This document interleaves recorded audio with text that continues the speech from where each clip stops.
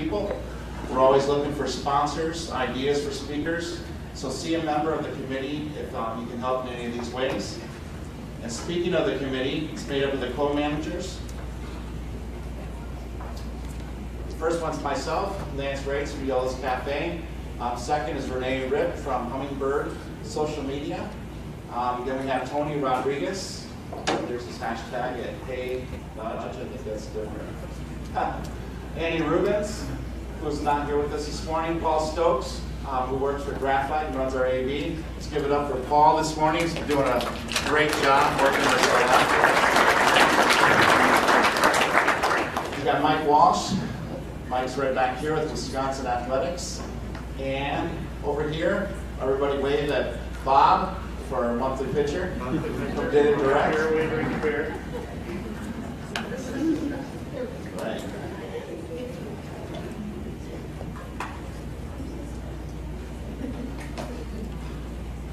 Upcoming events, we have June 19th. Why don't you wave at everybody, Dave, from Story First Media. Dave is going to have a great presentation on video and telling your story through video.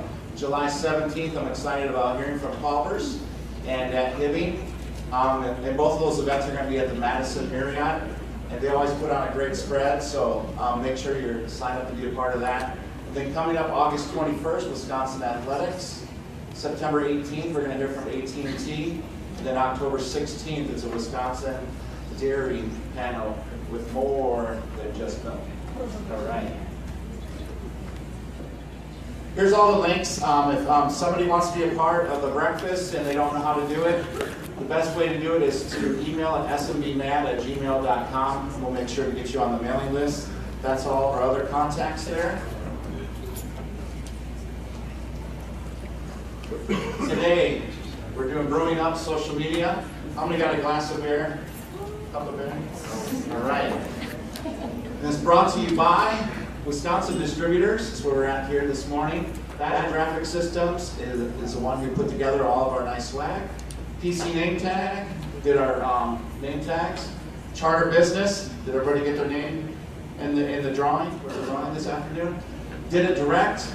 This is Bob's company. Melissa Carlson Creative does all of our graphics. Greg Monday from Reinhardt Law is our lawyer. Smart Image from Highbind. They make images simple. And Geekazine, and you see Jeff over here. Jeff, why don't you wave at everybody? He's doing the video and working that all out this morning, and then Subtle Straws did all of our signs. We also want to give special thanks to Carrie Beck from Meat Hunt, who runs our Lighthouse channel. Krista Ledbetter, who helped with check-in this morning. And let's give it up for Market Street Diner, who provided breakfast this morning.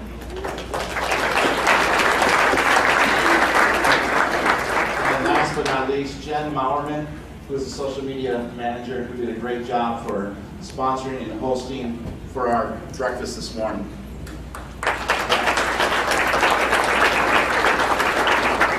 Hashtag for today, like always, is SMBMad, Palestine.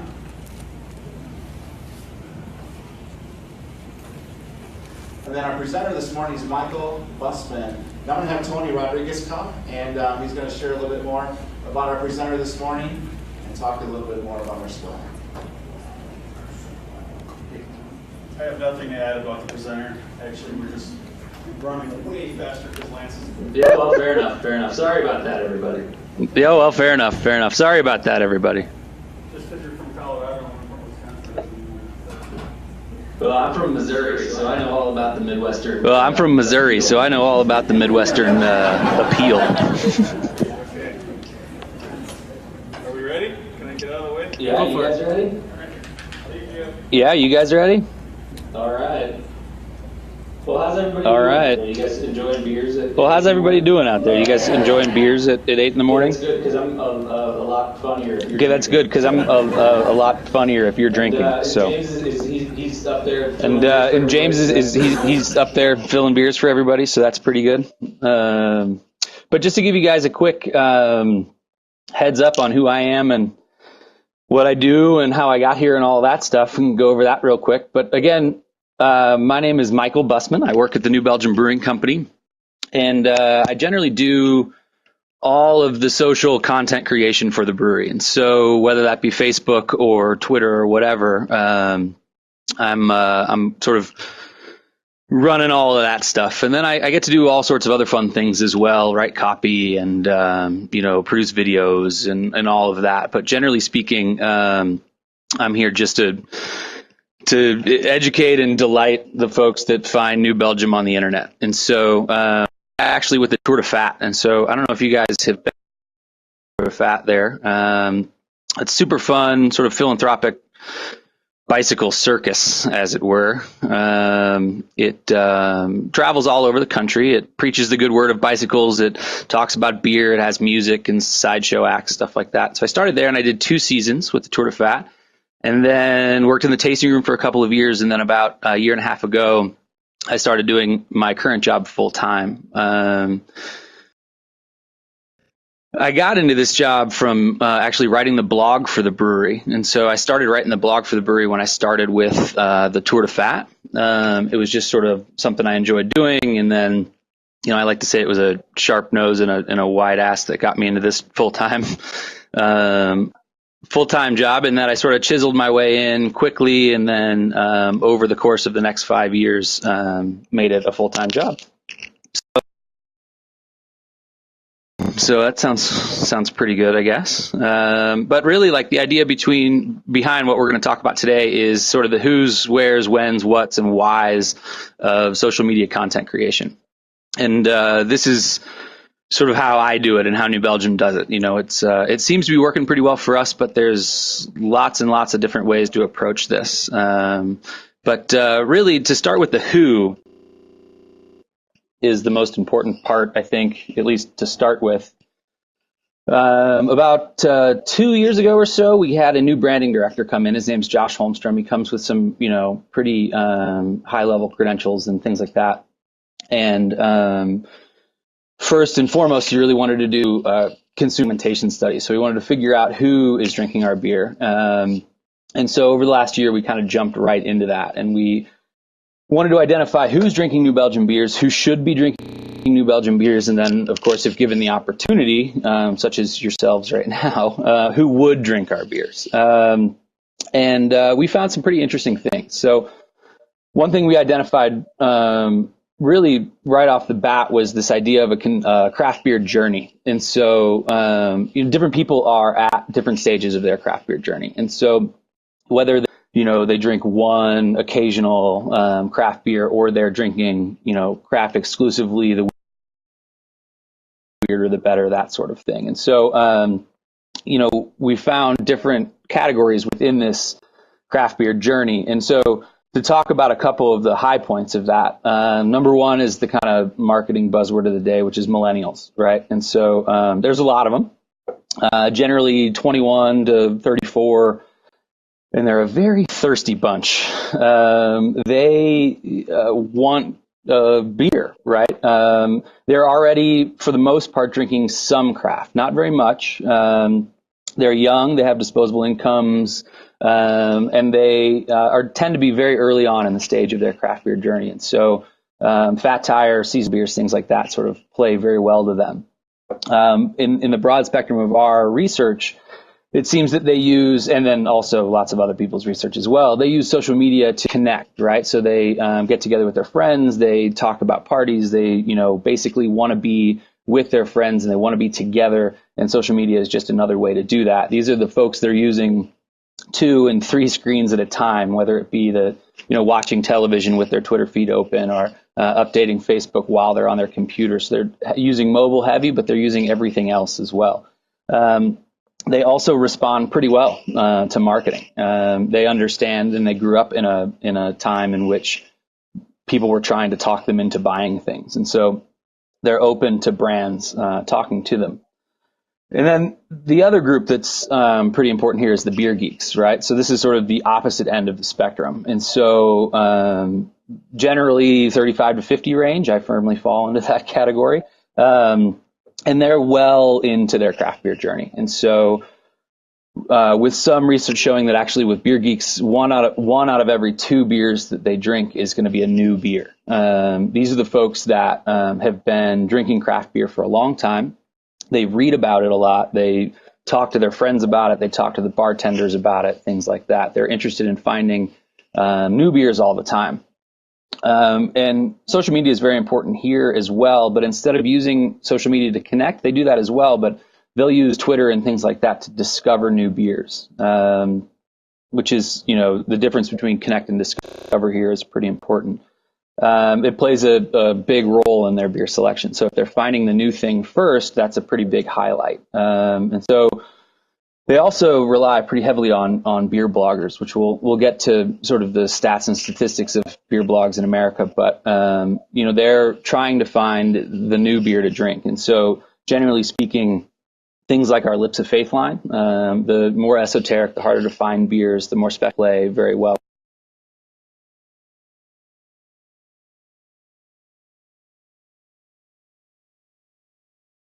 Either talking to the millennials or talking to the beer geeks, you're going to hit that crossover. Two very different groups and two very different approaches with how they learn and how they engage with brands through social media. And it's important to go to them and to play in the space that they're already playing in. And so we'll talk a little bit about the where that New Belgium uses. And so where do you talk to these beer drinkers? Online, and it's everywhere. I mean, literally the entire internet is fair game for these folks. But to really talk about where we're getting at it, first is Facebook, right? So Facebook is dominant in the social web. It continues to be so. In 2012, the statistics are saying over 1 billion active users, which is about the third most populated country in the whole world, if you put that into perspective. And the beauty and the scary thing about Facebook is they know a lot of stuff about us. As a Facebook user, we all are pretty much Facebook users now. We input this data on our own. And so we tell them who we are, we tell them where we are, and then we tell them what we like. And so we like stuff, we click on stuff, we talk about stuff.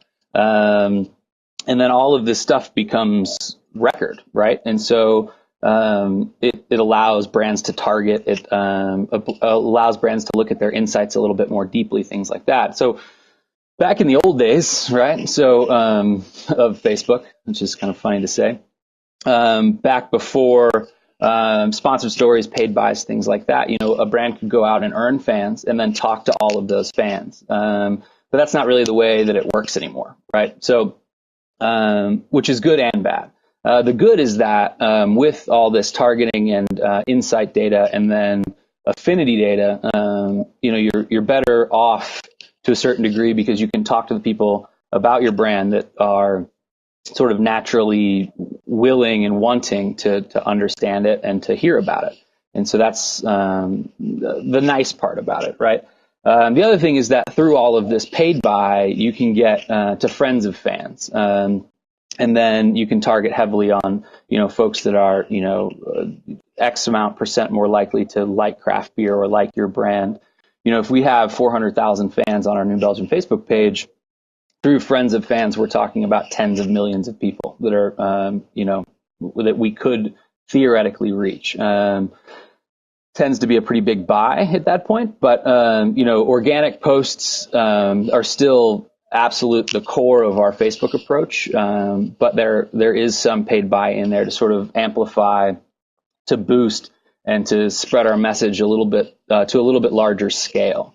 And then there's Twitter, of course. So it's growing. It's real-time engagement connection, and it's the fastest way to distribute information. And so really beer geek heavy on Twitter because it seems to be the best place to announce new beers, to talk about different flavor profiles, all of that stuff. So it's a way for folks to discover your beer quickly and then spread the message. Instagram, of course, we're using that pretty heavily as well.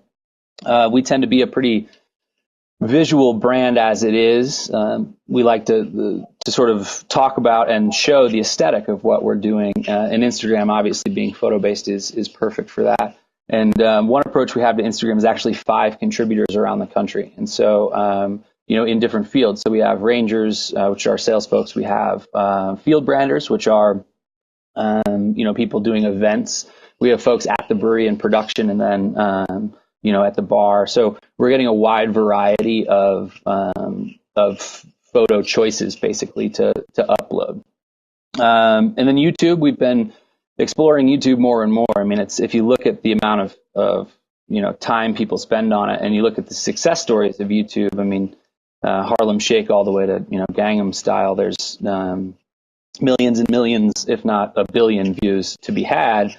But the trick is how do you do that? And nobody really has any idea, I don't think. But you can try your best and hope, and maybe do some promotion there, or really just talk about it across other platforms and bring people in. And hopefully you made compelling enough content that it's going to be seen by the folks that need to see it, and could theoretically help the progression of your brand.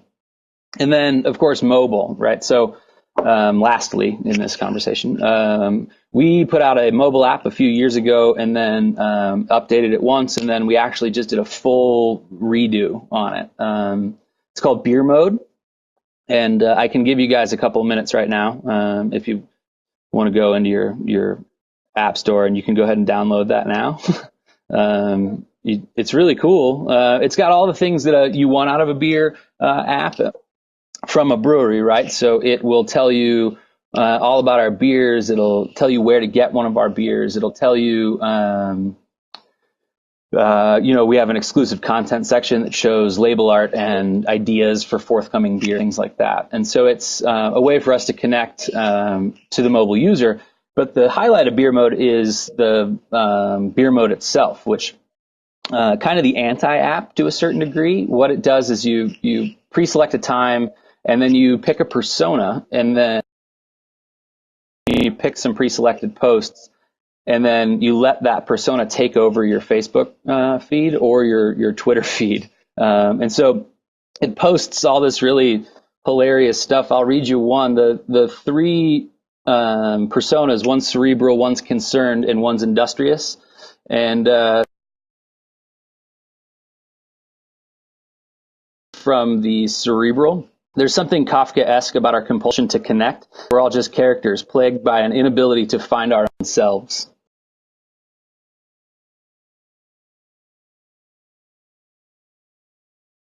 To your Facebook page, my favorite part, if you're with it, it then responds for you. And so so you put that Kafka-esque quote up on your Facebook feed, and then your friends are like, what are you talking about? And then it throws up this wonderful sort of standard. There's about 30 of these standard responses, like, nothing ventured, nothing gained.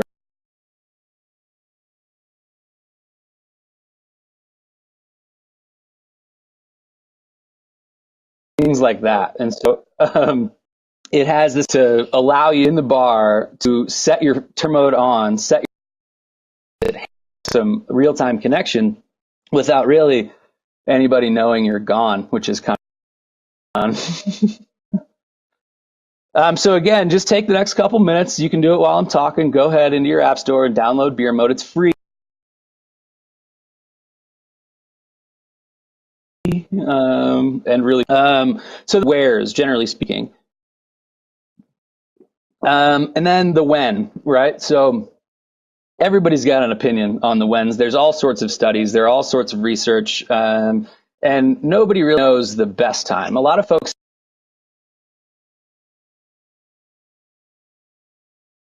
to post.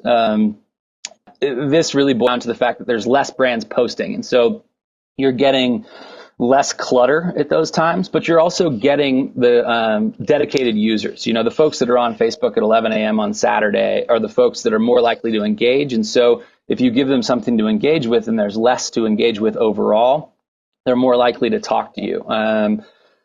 That being said, the most amount of people are on Facebook at 11 o'clock on a Wednesday. Work week during the day. I mean, if you consider your own personal habits, you guys totally Facebook at work. I do too. It's cool. Your boss probably isn't in the room. It's okay. And so you want to talk to these folks when they're there, and so, if the engagement rates are a little bit lower, there's still more people. And so you're getting, maybe engagement percentage that's less, but there's just generally more people to talk to. And so, we do most of our posting, midday, towards the end of the workday.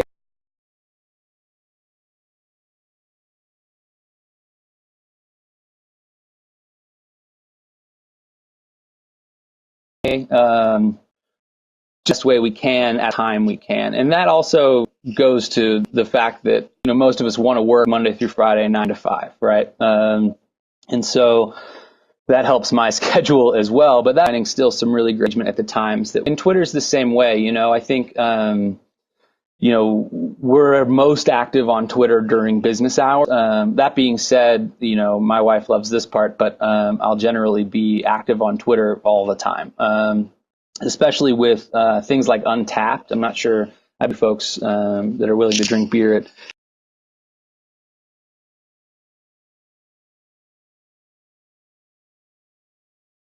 7 or 8:30, and so you can tell all of your friends and drinking it and what you think of it. And so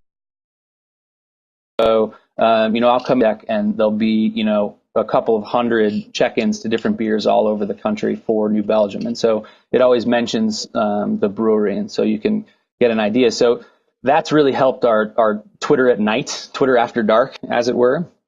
But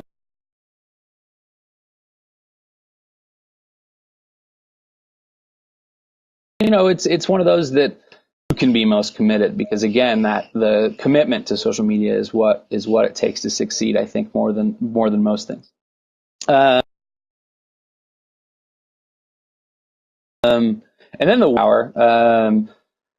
So if you're talking millennials, you're talking beer geeks, you're talking Facebook, Twitter, and then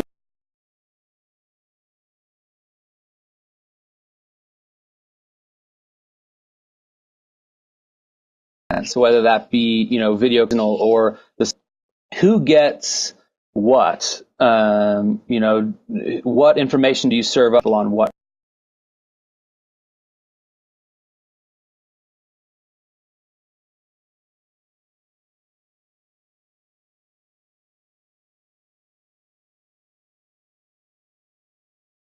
Be honest, and I said nobody else. So there's guesses again on the new release type Twitter, so you can serve that.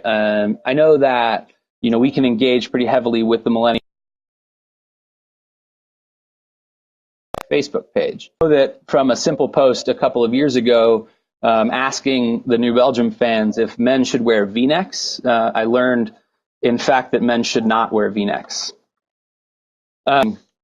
That was until very recently, far and away our most engaged with post. Was really, it had a picture of one of my coworkers in a V-neck, and it said, V-necks on dudes, yes. But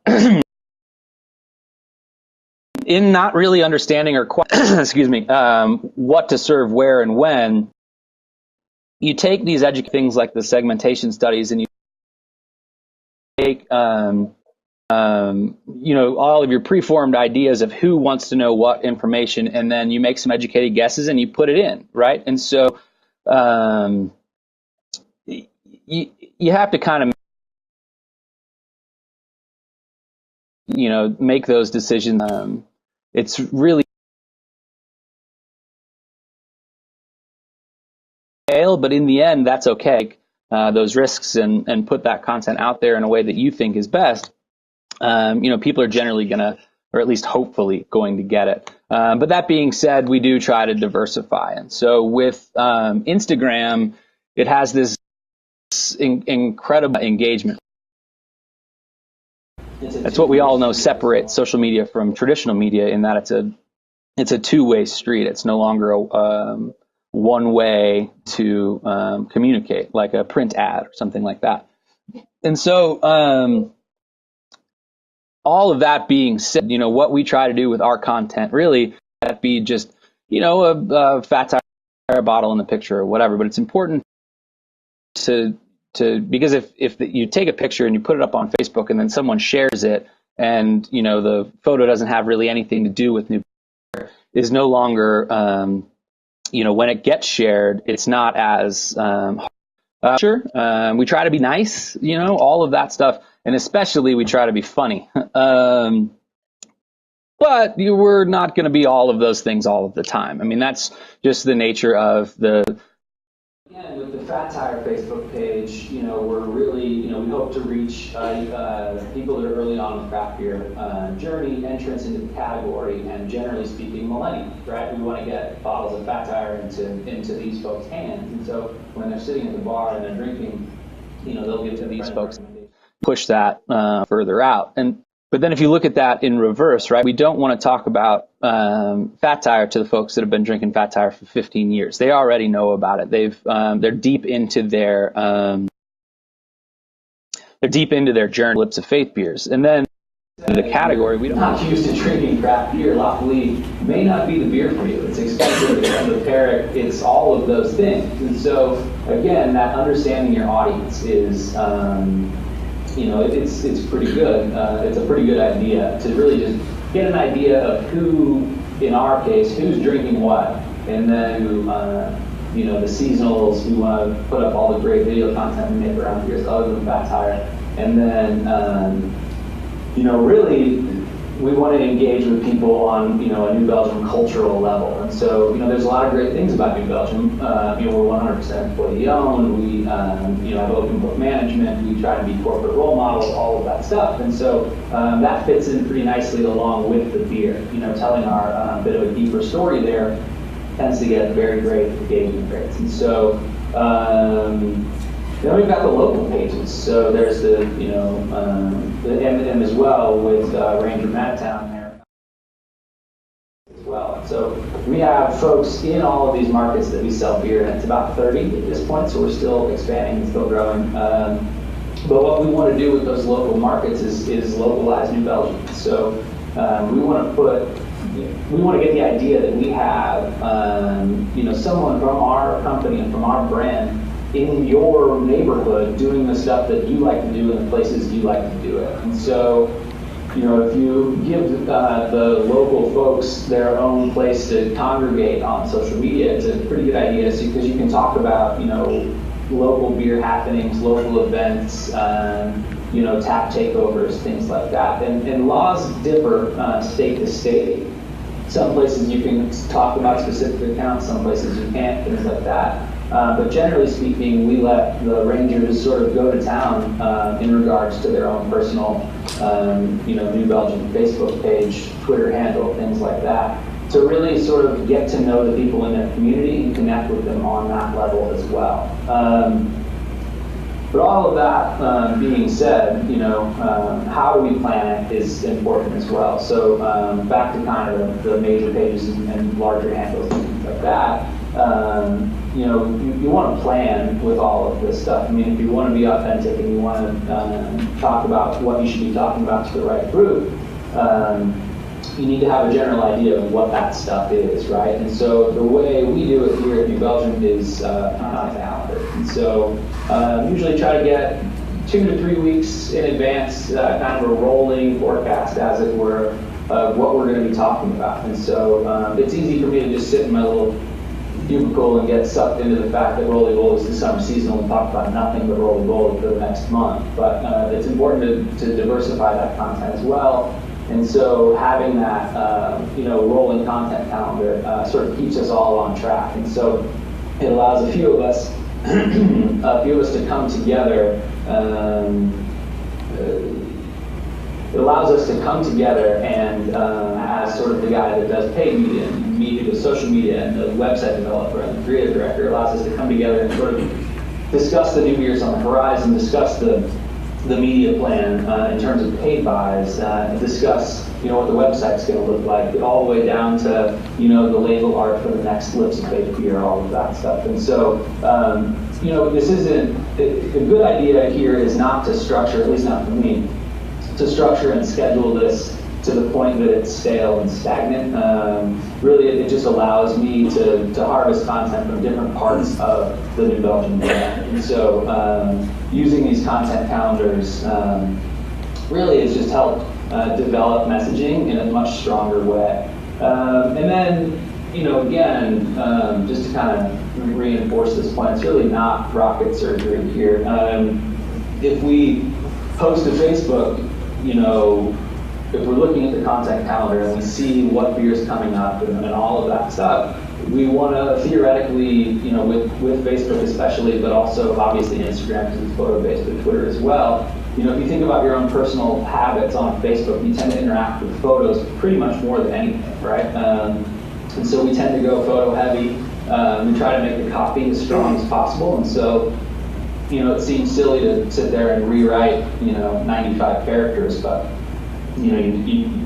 making strong copy and strong messaging is going to take your message even further, and it's going to put a level of just care into it that is so important. But links, videos, all of that stuff. If you take a look at our YouTube page when you get a second, now or whatever would be fine. We spent a lot of time over the last 8 weeks or so promoting our new Imperial IPA Rampant, right? So an Imperial IPA, 85 IBUs, nice and strong at 8.5%.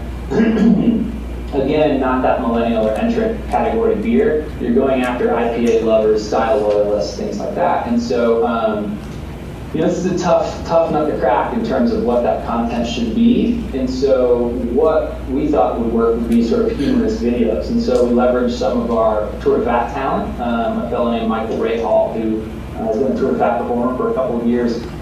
We cast him in a role called Bitterman. I don't know if you guys saw any of these.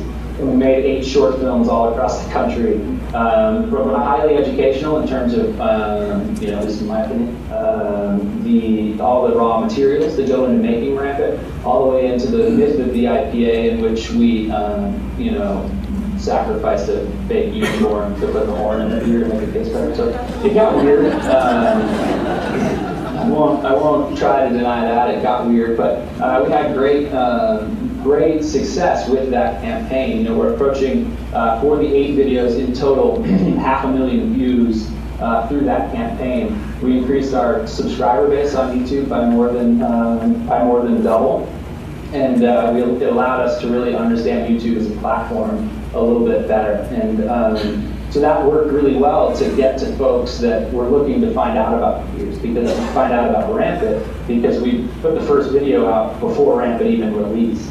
And then while we were on the road making these videos, we had a van that had a big Rampant wrap on it, and then about 100 cases of beer in the van that we were just sort of giving out to folks that would be in the videos or just that we met on the street. And so creating that buzz and saying, hey, check out the YouTube channel here in a couple of weeks. Things are going to start coming to life. You should look at it. And so, again, video is great, and pictures are wonderful and all of this stuff. But it needs to work within the diversification, just like your stock portfolio, right? So if you diversify your content, you're going to have better success. You're not going to bore your audience. And then another piece of our social media strategy and content creation is the blog, right? But not just our blog, everybody's blog, right? So I've been writing the New Belgium blog now for 5 years, and I love it. It's sort of my favorite part of my job. Try to get new posts up at least once a week, and again, using the content calendar to figure out what's important at certain times to talk about. But the beauty of the blog is that, I've sort of been given this complete creative control to where, I'll taste roly-poly and discuss the points of the, visual aroma, all of the finer sensory pieces. Or I can write a piece about touring the can line, or I can write a piece about how I would love to build carpet slides all over the country, so instead of having to take airplanes, I could ride a big slide. It really allows me to talk about our brand and talk about the weirdest things that I can think of in a way that's great. And then we share that content everywhere else. But back to the beer geeks and the way they're discovering beers, again, beer bloggers are a huge part of our community. I'm not sure how many of you are beer bloggers, much less reading different beer blogs, but there's over 1,000 active beer blogs in the United States. And so if you consider, some of them are really just like, a couple of guys talking to a couple more guys, and then some of them are getting tens of thousands of readers. And so, there's the one thing that ties all of these bloggers together, though, whether they have the biggest readership or the smallest readership, is that people trust them, right? And so the way we've approached it really is to, treat bloggers as journalists. We have them on our PR release, our press release list. We have them on our samples list. I mean, not all of them, but that's a lot of beer. But the folks that have reached out to us and things like that. And then we read their blog. I think that that's an important part. We want these folks to interact with our content. We should be happy to interact with theirs. And so I do a lot of. I know it's a really tough job. I sit at my desk and read beer blogs all day. But I read their blogs, I comment on them, I talk to them on Twitter, all of that stuff. And so letting these folks know that we're listening is important, because we are listening. We're taking advice from people like this on what style's next and how much fun this event was and all of that stuff. And so having a strategy, or at least an idea in place that bloggers are playing a big role in not just the beer world, but the world, as it were. It's a really good way to create relationships and get some advocates for your brand, which is always extremely important. The folks that aren't very susceptible to traditional marketing, everyone is susceptible to their friends telling them how awesome something is, right? And so that's, we want to approach this with authenticity and approach it with a friendliness, and then get people to say good stuff about us on the internet, and that helps by making great beer, and that helps by showing up at their events, and that helps by doing all of that stuff. It all happens in tandem. And I think that before we get to the why, that's what's important too, is that, with content calendars and with the diversification of platforms and content, it's important that, at least there's a plan, right? And that everything works together to a certain degree. And that's the idea that we want to promote, the New Belgium brand on the internet, and then in the world, and then we want to get more of our beers into more hands, which falls right down into the the last lead point, which is why, right? And so there's this we want to tell our story to sell our beer and have fun doing it kind of idea. But again, that's kind of cheesy, right? That's kind of BS-y to a certain degree. The reason that we use social media and the reason that everybody else uses social media is that you have to use social media, right? That's where the people are. And if you don't use it, the folks around you are going to use it, and they're going to take that competitive advantage away from you. And so, in this world of fast-moving information exchanges and heavy branding and heavy marketing, there's just something about social media that you can actually take a brand and give it a personality and have a conversation with the New Belgium icon and really do a lot of things with our brand out there in this world. So the why is basically because we have to, and it's just good that I enjoy doing it. So well, that kind of wraps up the where's, what's, when's, where's, and why's. But we wanted to leave some time for questions. I'm not sure how many people are still awake. Hopefully some of you. And I'd love to answer any questions you guys might have. So can you hear us, or do I need to do this? Oh, I can hear you.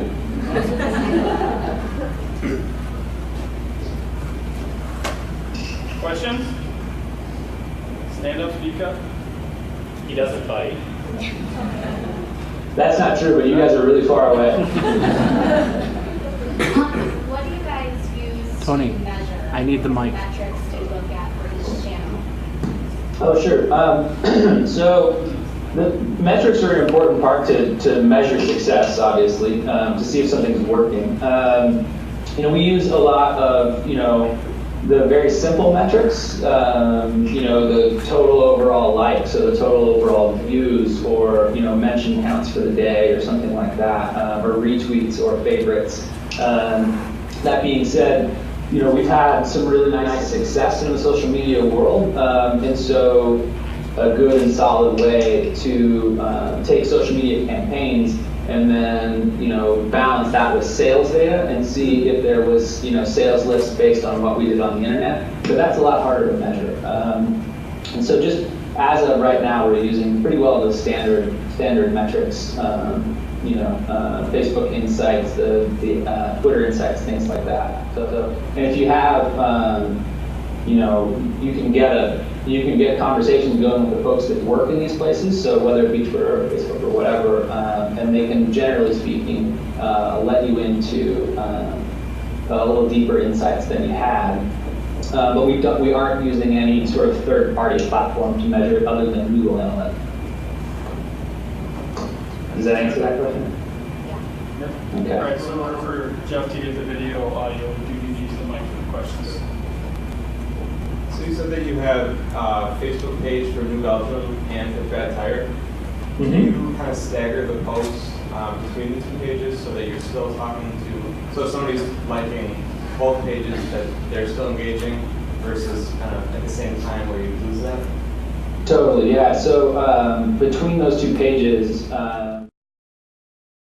and content. And so, it's not necessarily something that's like, okay, at 10 a.m. we're going to do New Belgium, and at 3 p.m. we're going to do Fat Tire. But it's, if I post a New Belgium Facebook page, I'm going to sit here and interact with that post, answer questions, continue to talk with folks. And so I want to be able to actually promote that conversation as much as possible. And so I don't have the bandwidth, the number of hands required to do both pages at the same time. So we're staggering times and content basically to make the engagement and interaction flourish a bit more. Does that work? Two-part question. One, pro V-neck or anti V-neck? That seems to be the deciding factor here today. Can you say that one more time? Are you pro V-neck or anti V-neck? Oh, I don't know. I don't really have an opinion, I don't think. Can I say pro? All right. Second question. We're all from Wisconsin, so we all know as a point of fact that sometimes drinking beer and decision making are not the best of friends. But well, it depends on your definition of good decision making. But I mean, as active as beers can be on social media, how one of the questions that was going over the Twitter is, does it become harder to control your brand, your image, as you get more and more involved with with people sharing your content and some of their less than great decision making? How do you guys respond to something like that? So I don't know. I think it's. I think first and foremost, there should be a breathalyzer on iPhones. I think that's probably step number one in terms of if I was working on this problem. But I think that we do on occasion. We're a public entity in that people see us, and then on top of that we have opinions. And sometimes those opinions don't align perfectly with everyone that we're talking to. And so that, or they just don't like Fat Tire. Like the other day, somebody posted on our Facebook wall that he thought Fat Tire tasted like dirt. Which, I understand if you don't like it, but that's not even a fair comparison. I've had dirt before. I think that you have to just sort of be, willing to have a constructive conversation, even if it's maybe not sort of celebrating how great everything is. If someone has a legitimate complaint or a legitimate concern, you need to address those legitimate complaints and concerns. Now, if somebody is being offensive or abusive or whatever, I think that you also have to be willing to not talk to them, right? And so there's a certain, like my mother always used to say, don't stoop to their level. There's a certain point in which, deleting comments is fair. I don't necessarily, we're an alcohol brand, we market to people over 21, but that being said, somebody that just comments with some sort of, F-bomb laced thing about how we don't like this certain whatever, you know what I mean? It's one of those that I'm comfortable removing that comment. And then I'm also comfortable banning users. I think that it's one of those that if someone is becoming abusive to that degree, then it's not doing anybody any good in any constructive sense to have them posting on your behalf. That being said, I can't control everyone's content everywhere, obviously, and so you have to again respond to the legitimate and the real concerns and complaints, and then hopefully there's not too many of the illegitimate ones, but then kind of just have the sense to walk away from it. Does that answer your question? Yep. I can't see your guys' reactions, so I'm not quite good like what you're looking up. I have a question around your audience segments and how you target. So do you kind of take the outside-in approach and sort of look demographically across who might be potential users of your brands and identify them that way and target them that way? So maybe young actives or urban professionals or like myself, old sedentary guys. Or do you kind of take the inside out and say we know kind of enough about our brands and how they might appeal to different segments and approach it more from your own internal brand perspective of your different beers? I think that over the course of the New Belgium brand, since even well before when we came out in 1991 all the way through, the latter was really what we focused on, was just telling our brand story, right? Getting out. And then, with this new consumer segmentation study, we're now, I think, going for the former, which is approaching this from ways that they're connecting with our brand. They're getting the whole picture. But that being said, I think that in order to do the number one, you have to do the number two as well. Sorry. It's poop joke time. Sorry. So I think that regardless of all of your consumer segmentation, whatever you have, your demographic studies, your insight research, all of that, you still have to have the confidence in your brand, and you still have to have the knowledge and the love of it to talk about it in a way that you want to talk about it. I think that through consumer segmentation studies and things like that, there is an opportunity to pander to audiences, and I don't think you want to do that. That's not very authentic. And so I think that the combination of the two is probably the best way that we try to move forward. How do you balance your content creation calendar, doing that out 2 to 3 weeks, with the need to remain nimble and authentic? I think that that's a great question, and I think that it goes back to the content calendar not being very rigid, right? And so what the idea behind these calendars really is ideas and talking points. And so I think that if something comes if something comes up or something needs to change or the messaging even shifts, you're not locked into anything. I've never been a big fan of scheduling posts. You can go in and say into Twitter or in Facebook and say on Wednesday the 12th at 2:15 p.m. I want to say this. I think at that point you're too locked in to that message at that specific time. And then on top of that, if somebody has any sort of response or comments to that, you can't react. And so I think using the content calendar as a messaging guide and not messaging rules is very important. And I think being able to sort of juggle those two things. And then if, say on Wednesday, we're really want to talk about the new Fat Tire campaign, but then something else comes up and it's a great piece of compelling stuff. There's no sense in just, you sort of have to weigh the positives and negatives of both and go with the one that you feel is best. I think that you just try not to structure it too much because you need to remain nimble. And on top of that, the fun thing about social media is spontaneity. And I think that, you don't want to remove that spontaneity. Any other questions? Anyone? Okay. Well, Michael, thank you so much. Guys, thank you for having me. That was really fun.